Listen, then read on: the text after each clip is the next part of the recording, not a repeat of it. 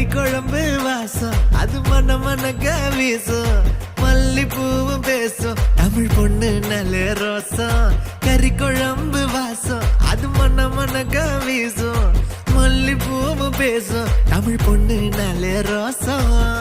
முறைச்சு பார்த்தாலே எனக்கு கேராகும் சூடா பார்த்தாலே சோடாவும் வீராகும் முறைச்சு பார்த்தாலே எனக்கு கேராகும் சூடா பார்த்தாலே